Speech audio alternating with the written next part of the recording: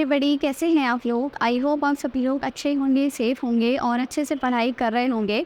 This is Ruchika and welcome to my channel.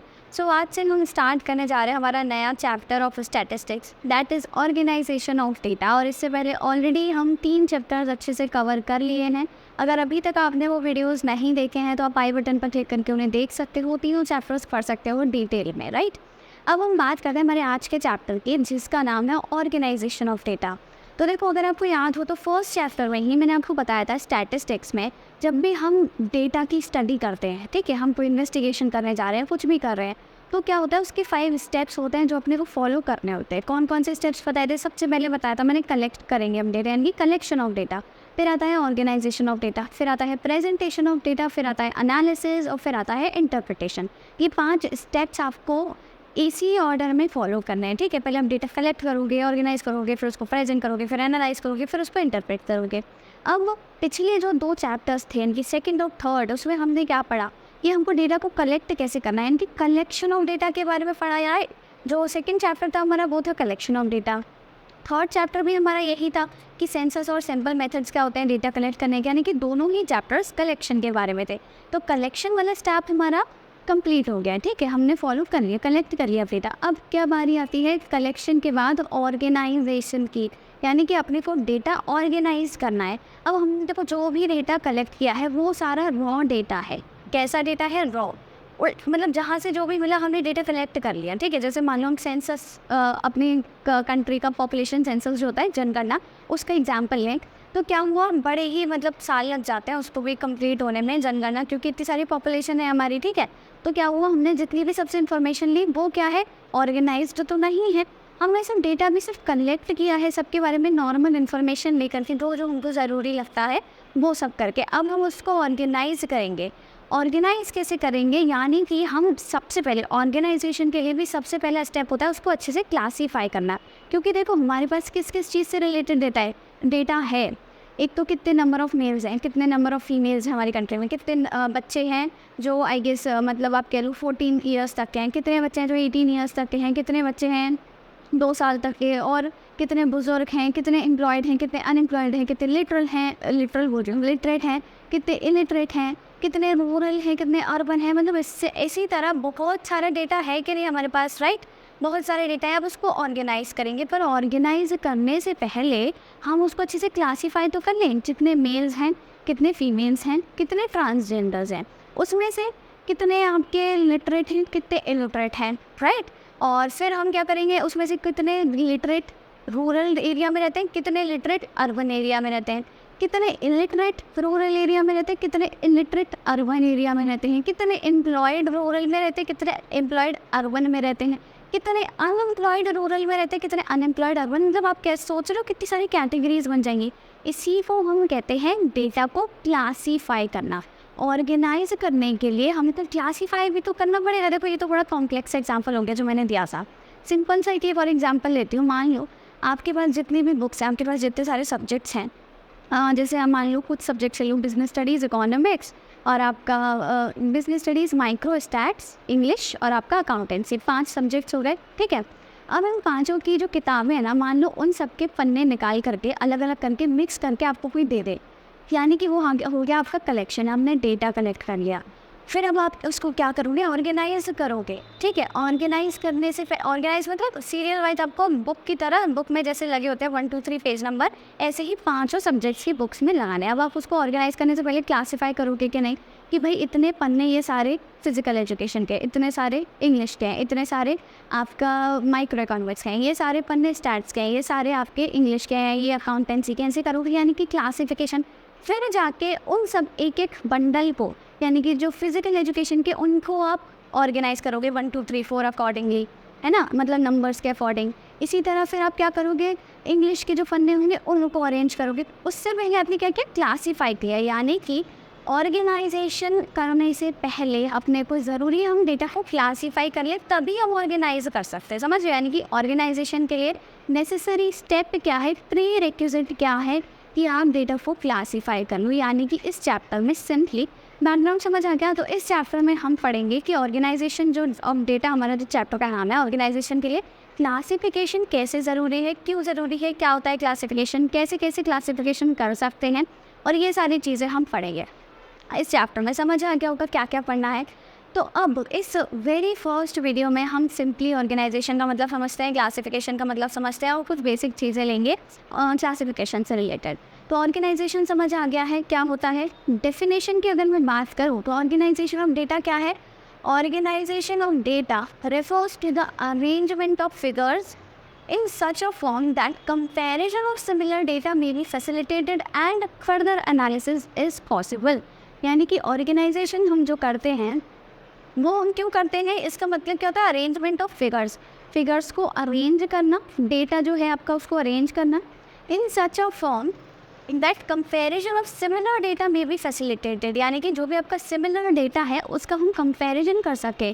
जैसे मैंने अभी मुझे एग्जांपल दिया था, तो हम ये कंपेयर कर सकें कि रूरल एरिया में कितनी पॉपुलेशन है और अर्बन एरिया में कितनी पॉपुलेशन है। ठीक है, सिमिलर डेटा ही तो है, पॉपुलेशन का डेटा है, और सिमिलैरिटी क्या है कि वो पॉपुलेशन है, राइट। तो हम ये कंपेयर कर सकें कि रूरल एरिया में कितने रहते हैं, अर्बन एरिया में कितने रहते हैं, यानी कि उसका कंपैरिजन हो सके एंड फर्दर एनालिसिस भी हो सके उसका। तो ये होता है ऑर्गेनाइजेशन ऑफ डेटा। और जैसे कि मैंने बताया ऑर्गेनाइजेशन के लिए एक और चीज़ क्या ज़रूरी है, मतलब most important cheese classification. Classification of data क्या होता है, इट इज़ अ प्रोसेस, एक प्रोसेस है by which data is divided into different classes. अलग अलग क्लासेस में हम क्या करते हैं, डेटा को डिवाइड कर लेते हैं। हमने डेटा को डिवाइड किया कि नहीं अलग अलग क्लासेस में, rural, urban, employed, unemployed, literate, illiterate, ठीक है, मेल्स, फीमेल्स, ट्रांसजेंडर्स।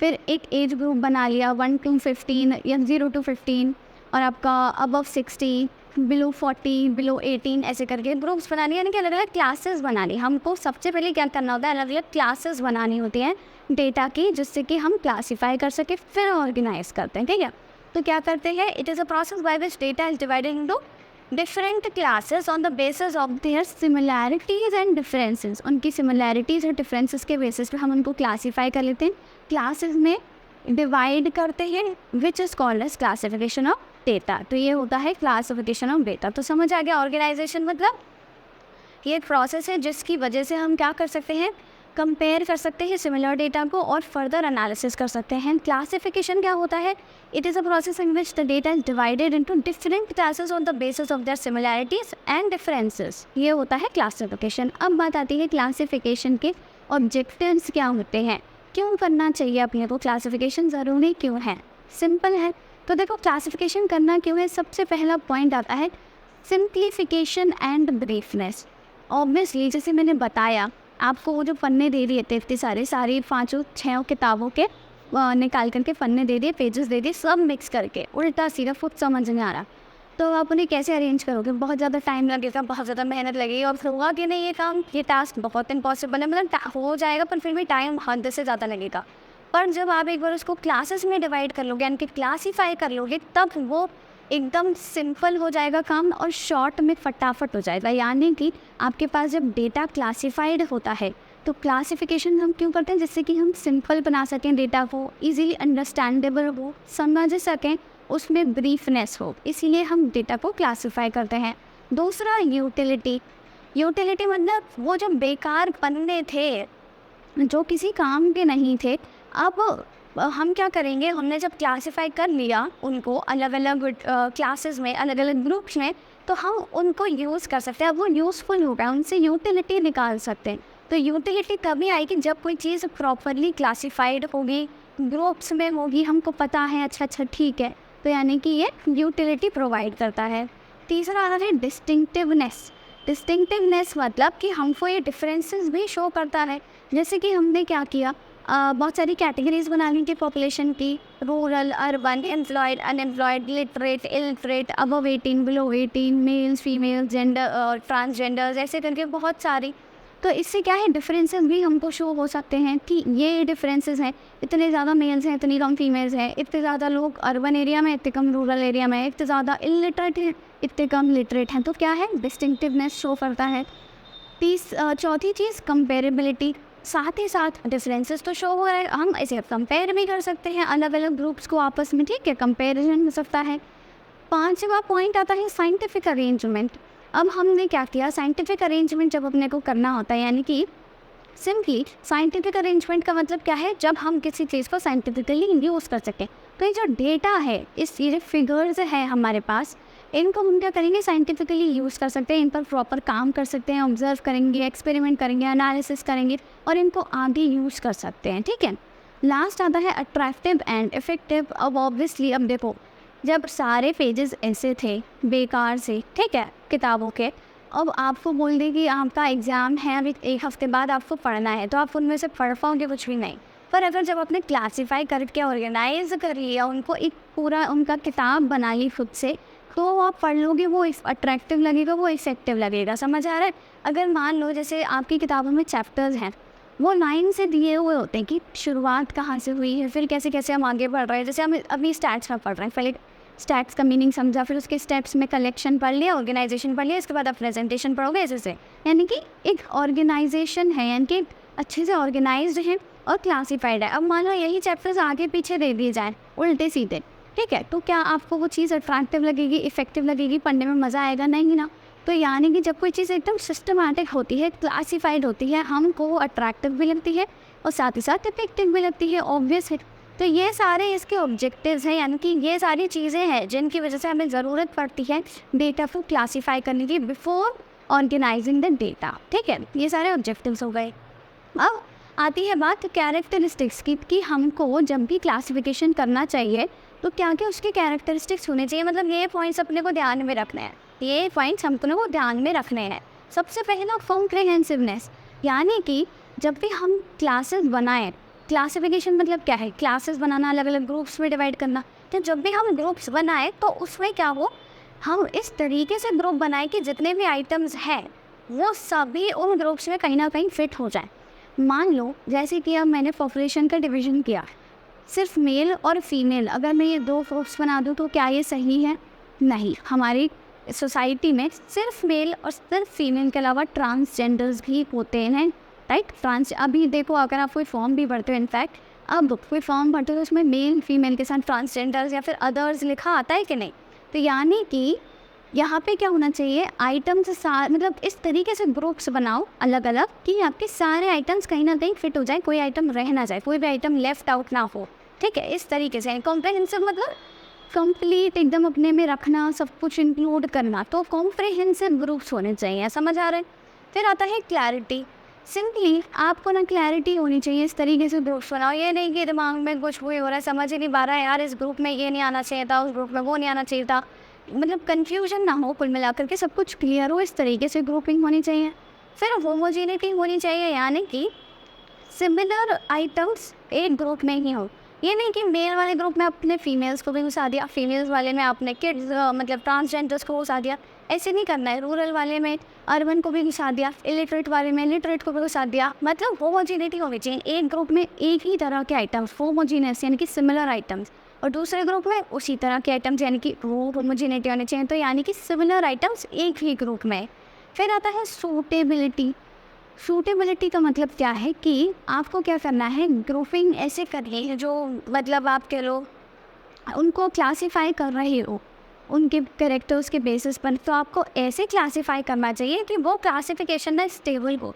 मतलब ऐसा नहीं है कि अभी आपने इस बेसिस पर क्लासिफिकेशन किया, फिर आप आगे जाके फर्दर स्टडी में दूसरे बेसिस पर क्लासिफिकेशन कर रहे हो। एक बेसिस अपना तय रखो कि हमको पॉपुलेशन को इस बेसिस पर ही डिवाइड करना है, 2 ही ग्रुप्स रखने हैं या फिर 6 ग्रुप्स रखने हैं या फिर 10 रखने हैं, जितने भी रखने, मतलब इनिशियली ये तय कर लो, डिसाइड कर लो। ये नहीं आप बार बार चेंज करते जाओ, तो फिर उससे क्या होगा, एक स्टेबिलिटी नहीं रहेगी और आपकी जो स्टडी है, आपकी जो रिसर्च है, इन्वेस्टिगेशन है, वो सफ़र करेगी। तो ये चीज़ आपको याद रखनी है। फिर आता है इलास्टिक। इलास्टिक का मतलब सिंपली क्या है कि इलास्टिक का मतलब समझ आता है कोई चीज़ जो कि चेंज कर सकती है पोजीशन। जैसे कि हमारे जो रबर बैंड्स होते हैं बालों में लगाती हैं लड़कियाँ, वो क्या है, इलास्टिक होती है, उनमें खिंचे जाते हैं, उनकी पोजीशन चेंज होती है। फिर आपके जो ट्राउजर्स में नाड़े होते हैं, ठीक है, वो क्या होते हैं, स्ट्रेचेबल होते हैं। इलास्टिक जो होती है हमारे ट्राउजर्स में, पोजीशन चेंज हो जाती है उसकी, मतलब उसकी जो सिचुएशन है, साइज़ है, ठीक है, वो चेंज हो जाता है। यानी कि आपको अपनी जो क्लासिफिकेशन करनी है वो ऐसे करनी है कि वो आप चेंज भी कर सको। अब कैसे चेंज कर सको, मान लो आपको 2-4 आइटम और इंक्लूड करने हैं, तो मतलब फ्लेक्सिबल हो, चेंज कर सको, चेंजेस अगर उसमें करने हैं तो वो पॉसिबल हो। ऐसे नहीं कि एक बार फिक्स कर दिया तो कर ही दिया, इतने ही आइटम्स आएंगे, इतने नहीं आएंगे, ये सब कुछ नहीं करना है। स्टेबिलिटी होनी चाहिए, साथ ही साथ लास्ट स्टेप। तो ये पॉइंट्स आपने याद रखने हैं। फटाफट से एक बार देख लो, इनको समझ लो, और नहीं समझ आया तो आप मुझे कमेंट में बता देना है, ठीक है। तो हम तो क्लासिफिकेशन के बारे में समझ आ गया, क्या होता है, उसके कैरेक्टरिस्टिक्स और ऑब्जेक्टिव समझ आ गए। अब लास्ट जो अभी हमको पढ़ना है वो है क्लासिफिकेशंस के बेसिस, मतलब हम किस किस बेस पर क्लासीफाई कर सकते हैं किसी भी डेटा को, ठीक है। तो देखो, अगर मैं बात करूँ यहाँ पे से मैं रब ही कर देती हूँ, वैसे तो हमारे टोटल 4 बेसिस होते हैं डेटा को क्लासीफाई करने के लिए, और वो चारों ही इतने सुपर ईजी हैं, आप एक बार में समझ जाओगे, ज़्यादा माथा पच्ची करने की ज़रूरत भी नहीं पड़ेगी, ठीक है। फटाफट से मैं इसे रब करके समझाती हूँ। ट्रू। अब आता है यहाँ पर basis of classification of data, ठीक है। यानी कि किसके बेस पे आप क्लासिफाई कर सकते हो। टोटल 4 बेसिस होते हैं, ठीक है। 4 बेसिस क्या हैं? सबसे पहला आपका आता है ज्योग्राफिकल क्लासिफिकेशन, और इतने इजी है कि आप नाम से समझ जाओगे, सबसे बड़ी बात, ठीक है। Geographical classification. दूसरा आपका आता है ज्योग्राफिकल के बाद क्रोनोलॉजिकल क्लासिफिकेशन, ठीक है। तीसरा आता है क्वालिटेटिव क्लासिफिकेशन, और फोर्थ आता है क्वांटिटेटिव क्लासिफिकेशन। तो ये 4 है, ठीक है। क्या है? ज्योग्राफिकल, क्रोनोलॉजिकल, क्वालिटेटिव और आपका क्वांटिटेटिव, ये चारों याद रहेंगे। अब देखो, नाम से समझ आ पा रहा है। ज्योग्राफिकल मतलब क्या होता है? Geography is something related to location. Geography में क्या पढ़ते हो कि भाई ये कहाँ है, वो कहाँ है, ये कैसा है, ये जगह कैसी है, वो कैसी है, यानी कि लोकेशन के बारे में। तो हमारा जो ज्योग्राफिकल क्लासिफिकेशन होगा, इसका मतलब क्या होता है? Classification on the basis of geography या फिर आपका लोकेशन, ठीक है, ऐसा क्लासिफिकेशन। अब ऐसा कौन सा क्लासिफिकेशन है? जैसे कि मतलब मेरे पास एक डेटा है कि यूपी बोल रही हो, इंडिया में 5 स्टेट्स हैं, कोई मेन 5 स्टेट्स ले लिया मैंने, ठीक है। 5 स्टेट्स हैं, एक है अपना पंजाब, एक है हरियाणा, एक है यूपी, एक है एमपी और एक है एचपी, हिमाचल प्रदेश, ठीक है। अब इन 5 में ये हैं आपके स्टेट्स। यहाँ पे एक अच्छे से टेबल बना लेते हैं। ये है स्टेट्स और यहाँ पे आपकी हैं आप कह सकते हो नंबर ऑफ कार्ड्स, यानी कि एक स्टेट में कितनी कार्स हैं, एक स्टेट से कितनी कार्स रजिस्टर्ड है, तो उसका डेटा है अब आपके पास। अब आप क्या करो, उसको क्या करो, मतलब आप कह सकते हो क्लासीफाई कर दिया आपने लोकेशन के बेसिस पर, ठीक है। आपके पास टोटल डेटा था, आपने देखा कि मेरे पास टोटल थी, मान लेते हैं 1000, यहाँ पे है 200, यहाँ पे है 150, यहाँ पे है 450, कितना हो गया 600, 700, 800, 900 और ये 1000। अब आपके पास क्या था? टोटल डेटा था 1000 कार्स का, 1000 कार्स हैं आपके पास और ये 5 स्टेट्स की हैं, पता चल गया, ठीक है। 1000 कार्स है, 5 स्टेट्स की। अब आपने क्या किया? डेटा को क्लासीफाई किया। आपने देखा पंजाब में अच्छा इतनी ही है, फिर आपने ग्रुप बनाया दूसरा, अच्छा एचपी में इतनी है, यूपी में इतनी है, एमपी में इतनी है, जो भी, और हमने कौन सा स्टेट लिया, हरियाणा में इतनी है। तो आपने क्या किया? इस तरीके से क्लासेस बना ली ना, ये अलग अलग क्लास है 5, ठीक है। किस बेसिस पे क्लासिफिकेशन किया? लोकेशन के बेसिस पर, लोकेशन के बेसिस पे। इसमें भी पंजाब में भी फर्दर अगर हमारे पास और डेटा है उससे रिलेटेड कुछ, तो हम देख सकते थे पंजाब में जितने भी डिस्ट्रिक्ट्स हैं उनका बना देंगे अंदर की, इस डिस्ट्रिक्ट में इतनी है, इस डिस्ट्रिक्ट में इतनी है, ऐसे ऐसे। तो यानी कि लोकेशन के बेसिस पे जब हम क्लासीफाई करते हैं किसी भी डेटा को, तो हो जाता है ज्योग्राफिकल क्लासिफिकेशन। सिंपल था, ज्योग्राफी इज लोकेशन, ये याद रखना है, ठीक है।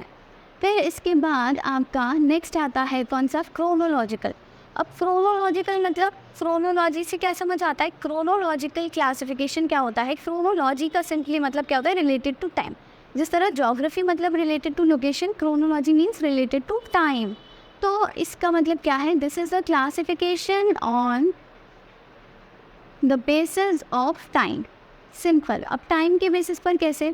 अब इन्हीं स्टेट्स में मान लो किसी एक स्टेट की हम बात कर रहे हैं, जैसे मैंने कौन सा लिया था, हरियाणा, ठीक है। हरियाणा में 450 कार्स थी, अभी मैंने लिखा था।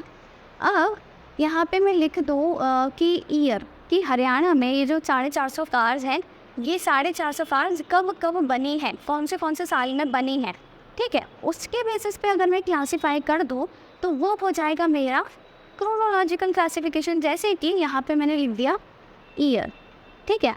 ये हो गया 2020, 2021 और 2022, ये मेरे पास 3 साल हैं, ठीक है। और यहाँ पे मैंने लिख दिया number of cars produced in Haryana, ये हो गया मेरे पास क्वीन हेड। 2020 में मान लो कितनी बनी है, 100। यहाँ पे कितनी बनी है, मान लेते हैं 250, कितनी हो गई 350, बची 100। तो यानी कि इसको मैंने, जो मेरे पास हरियाणा वाला डेटा था कि मेरे पास 450 कार्ड्स हैं हरियाणा में, अब मैंने उसको और फर्दर क्लासीफाई कर दिया टाइम के बेसिस पे, कि मतलब एक क्रोनोलॉजिकल ऑर्डर में अरेंज करके टाइम के बेसिस पर उसको क्लासीफाई कर दिया कि हर एक पर्टिकुलर ईयर में कितनी कार्स प्रोड्यूस हुई हैं। हरियाणा में जो 450 है उनमें से 2020 में 100 हुई हैं, 21 में 250 हुई हैं और 2022 में 100 हुई हैं। तो ये हो जाता है आपका classification on the basis of time, जिसे हम कहते हैं क्रोनोलॉजिकल क्लासिफिकेशन, राइट। ये भी ईजी था, ये भी समझ आ गया होगा। अब आता है बात क्वालिटेटिव। क्वालिटी क्या क्या होता है, क्वालिटी समझ आया है, वर्ड क्वालिटी देखते हैं, मतलब हम किसी की कोई एट्रीब्यूट देख रहे हैं, ठीक है। हम किसी का क्या कर रहे हैं, कोई एट्रीब्यूट देख रहे हैं। तो क्वालिटेटिव क्लासिफिकेशन क्या होता है, on the basis of quality, या तो उसकी क्वालिटी के बेसिस पर, या फिर आप कह लो उसके एट्रीब्यूट्स जो भी हैं, उसकी खासियत जो है उसके बेसिस पर। अब क्वालिटेटिव मतलब ऐसी चीज़ जिसको आप ना मेजर नहीं कर सकते हो। क्वालिटेटिव कोई भी वर्ड जहाँ भी हो, मतलब जिसके लिए भी यूज़ हो, क्वालिटेटिव आप उसे मेजर नहीं कर सकते हो। मतलब जैसे हम कहते हैं ये प्लास्टिक की क्वालिटी अच्छी है, और उस प्लास्टिक को आप मेजर कर सकते हो उसमें कितना प्लास्टिक है। आप मान लो आप क्या कहते हो, आपकी हैंड राइटिंग अच्छी है, ये आपकी क्वालिटी है, तो आप मेजर नहीं कर सकते उसको कितनी अच्छी है हैंड राइटिंग, राइट। आप ऑनेस्ट हो, आप ये काम अच्छा करते हो, वो काम अच्छा करते हो, ये आपकी क्वालिटी है। आप सुंदर दिखते हो, आपके पैर ऐसे, आपके हाथ ऐसे हैं, बाल लंबे हैं, मतलब बाल का कलर ऐसा है, तो ये सब आपकी क्वालिटीज़ हैं जिन्हें आप मेजर नहीं कर सकते हो। यानी कि क्वालिटेटिव जो क्लासिफिकेशन होता है वो उनके बेसिस पर होता है, उन चीज़ों के बेसिस पर जिन्हें हम मेजर नहीं कर सकते नंबर्स में, राइट। अब बात आती है क्वालिटेटिव क्लासिफिकेशन की, तो इसको ना हम दो चीज़ों में, यानी कि 2 फर्दर इसके टाइप्स हैं, ठीक है। 2 और चीज़ों से इनको डिफ़ाइन कर सकते हैं। एक तो है सिंपल क्लासिफिकेशन, दूसरा है आपका मैनीफोल्ड, ठीक है। सिंपल और मैनीफोल्ड।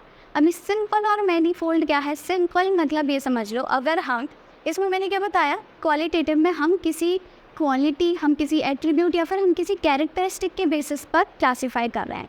पर अगर हम सिर्फ एक ही कैरेक्टरिस्टिक ले रहे हैं तो वो हो जाएगा सिंपल, ठीक। अगर हम बहुत सारे क्लासिफिक कैरेक्टरिस्टिक्स ले रहे हैं तो वो हो जाएगा मैनीफोल्ड। मैनी मतलब ये वो वाला मैनी नहीं है, MANY वाला, फिर सिर्फ BS से याद कर लो। मैनी मतलब मैनी कैरेक्टरिस्टिक्स, सिंपल मतलब सिंगल कैरेक्टरिस्टिक, ठीक है। तो सिंपल मतलब एक ही कैरेक्टरिस्टिक के बेसिस पर, मैनीफोल्ड मतलब बहुत सारे कैरेक्टरिस्टिक्स के बेसिस पर। जैसे कि अभी मैंने एग्जांपल जो दिया था, मान लो ये हमारे क्या है, टोटल नंबर ऑफ़ मेल्स हैं इतने, ये नंबर ऑफ़ मेल्स हैं इतने रहते हैं।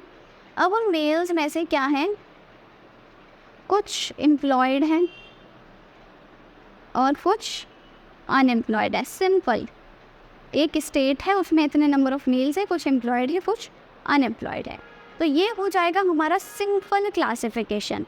किस बेसिस पर किया हमने क्लासिफिकेशन, क्वालिटी के बेसिस पर कि कितने एम्प्लॉयड। मेल्स को मत देखना, मेल्स तो ऑफ कोर्स हम काउंट कर सकते हैं। क्लासिफिकेशन तो हमको डेटा का ही करना, और डेटा क्या होता है, नंबर वाली चीज़, तो इसे तो हम काउंट कर लेंगे। मैंने क्या बताया, हम उस बेसिस पर क्लासीफाई करेंगे जिस बेसिस को हम मेजर नहीं कर सकते। एम्प्लॉयमेंट को मेजर करोगे क्या, नहीं। तो एम्प्लॉयड और अनएम्प्लॉयड ये हो गया सिंपल आपका क्लासिफिकेशन। यहीं अगर इसमें मैं और 2-3 कैरेक्टरिस्टिक्स ऐड कर दूँ, अभी तो एक ही कैरेक्टरिस्टिक है एम्प्लॉयमेंट का, 2-3 और ऐड कर देती हैं। जैसे कि इसमें एम्प्लॉयड में भी कितने आपके रूरल एरियाज़ में रहते हैं और कितने आपके अर्बन एरियाज़ में रहते हैं, यानी कि रूरल एरियाज़ में कितने लोग रोज़गार हैं और कितने अर्बन एरियाज़ में ऐसे लोग हैं जिनके पास रोज़गार है। अब बात आती है जब अनएम्प्लॉयड की, तो अनएम्प्लॉयड में भी हम ऐसे ही कर देते हैं कि कितने लोग रूरल में अनएम्प्लॉयड हैं, बेरोज़गार हैं, और कितने लोग अर्बन में ऐसे हैं जिन पर नौकरी नहीं है, बेरोज़गार है। अब इन रूरल और अर्बन को भी और फर्दर क्लासीफाई कर दे किसी भी बेसिस पर, तो मतलब कुल मिलाकर के जब हम मैनी कैरेक्टरिस्टिक्स ऐड कर देते हो जाता है मैनीफोल्ड।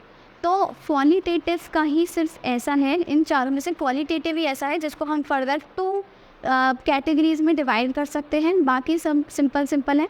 तो क्वालिटेटिव को हम कैसे डिवाइड कर सकते हैं, सिंपल और मैनीफोल्ड। सिंपल में एक ही कैरेक्टरिस्टिक और मैनीफोल्ड में मैनी कैरेक्टरिस्टिक्स, राइट। ये हो गया आपका क्वालिटेटिव, ये भी ईजी था, सुपर ईजी इनफैक्ट। नेक्स्ट और लास्ट आपका आता है क्वांटिटेटिव। अब नाम से समझ आ रहा था, कुछ में क्यों क्वालिटी थी कोई जिसे हम मेजर ही नहीं कर सकते थे। क्वांटिटी का मतलब ही क्या होता है, कोई चीज़ नंबर, मतलब जैसे हम मेजर कर सके। जैसे इस क्या कहते हैं, मार्कर में कितनी क्वांटिटी है उसकी इंक की, तो मैं मेजर करके बता दूँगी, राइट।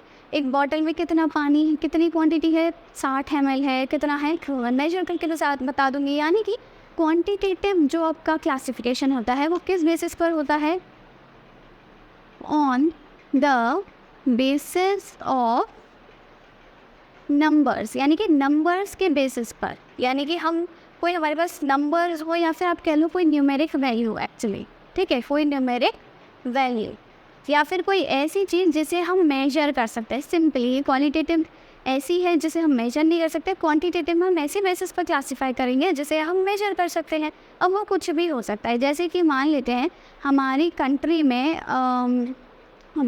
हम मान लेते हैं कि कितनी फ़ोन्स हैं, बहुत अलग अलग फ़ोन्स हैं, ठीक है, उनका कितना प्रॉफिट है, ठीक है। या फिर नहीं, थोड़ा ईजी ले लेते हैं, ईजी लेवल पर हमारे पूरे मतलब स्टेट में, किसी भी आप जिस भी स्टेट में रहते हो उस स्टेट में कितने स्कूल्स हैं। पहली बात तो मान लो 100 स्कूल्स हैं, 100 तो नहीं, 10 स्कूल्स मान लेते हैं, ठीक है, 10 स्कूल्स हैं। उन 10 स्कूल्स में कितने बच्चे पढ़ते हैं, सिंपल डेटा है। अब इसमें ज्योग्राफी से रिलेटेड कुछ नहीं है, इसमें क्रोनोलॉजिकल ऑर्डर कुछ नहीं फॉलो कर रहा है, इसमें क्वालिटी कुछ है ही नहीं, इसमें क्या है, क्वांटिटी है, ठीक है। जैसे कि कितने टोटल स्कूल्स हैं अपने के पास, यहाँ पे लिख देते हैं हम टोटल स्कूल्स, ठीक है, टोटल स्कूल्स। यहाँ पे लिख देते हैं नंबर ऑफ स्टूडेंट्स। अब देखो हमारे पास टोटल स्कूल्स हैं 10 मान लेते हैं, ठीक है। उनमें से 4 स्कूल्स ऐसे हैं जिनमें पढ़ते हैं टोटल 250 बच्चे। हमारे पास 2 स्कूल्स ऐसे हैं जिनमें पढ़ते हैं टोटल 500 बच्चे, मतलब एक में 500 एक में 500 ऐसे करके हो गए। और 3 ऐसे हैं जिसमें पढ़ते हैं सिर्फ 100 बच्चे। बच्चे कितने, 6 7 8 9। एक स्कूल ऐसा है जिसमें 600 बच्चे पढ़ते हैं। तो ये एक सिंपल सा क्लासिफिकेशन हो गया क्वांटिटी के बेसिस पर। क्वांटिटी के बेसिस पर हमने क्लासीफाई करा है, क्लासेस बनाई है, इतने स्कूलों में इतने बच्चे पढ़ते, इतने स्कूलों में इतने बच्चे पढ़ते, तो हमको टोटल नंबर ऑफ स्टूडेंट्स भी पता चल गए क्योंकि हमको स्कूल्स ऑलरेडी पता थे। सिंपल है, इजी है। तो ये सारे क्या हैं, 4 क्लासिफिकेशंस हैं, इनके मतलब बेसिस पर हम क्लासीफाई कर लेते हैं। किस बेसिस पर, लोकेशन, टाइम, क्वालिटी या फिर कैरेक्टरिस्टिक्स जिसे हम कहते हैं, या फिर न्यूमेरिक वैल्यू। जब अगर हम ज्योग्राफी के बेसिस पर या फिर लोकेशन के बेसिस पर क्लासीफाई करें तो होता है ज्योग्राफिकल क्लासिफिकेशन। दूसरा है क्रोनोलॉजिकल क्लासिफिकेशन यानी कि टाइम के बेसिस पर।